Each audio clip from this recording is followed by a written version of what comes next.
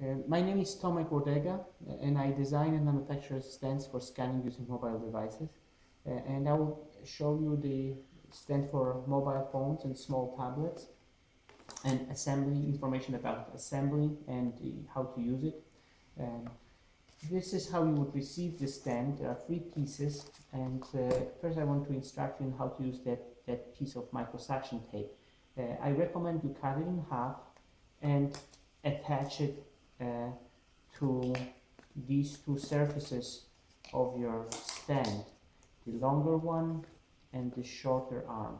And this will allow you to place the camera so that it doesn't slip either on either side of it. Okay. The microsuction tape has a transparent film at the top and a cover for the adhesive, and you have to remove both layers, both the paper backing and the transparent film. If you have problems with removing transparent films with your fingers, you can use Scotch tape, glue it, and then remove the transparent film. So this triangle part is attached to the stand. There are 2 wires at the bottom, 2 wires at the top. The wires extend so you can scan documents of various sizes. Here I have a stand already set up, and this distance is slightly over 9 inches, and with iPhone 6, if I place my iPhone 6 here and place a letter size document here,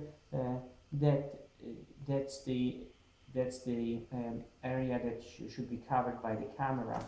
So I can just adjust my position of my stand, and and you can scan letter size documents.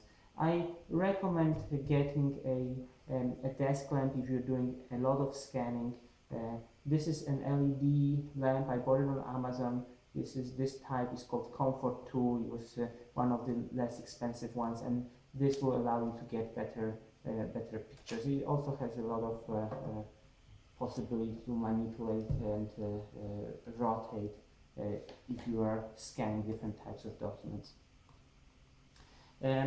The stand, as I mentioned earlier, you can extend the wires in the stand, and there is a little scale here. So if your camera is different than mine, and you need to extend the stand to capture the document, you can, here the scale allows you to remember what's the extension needed.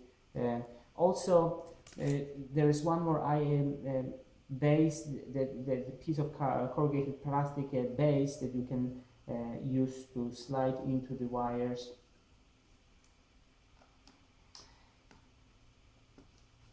And this gives you a little bit more support for scanning, especially if you want to scan larger documents in this position here.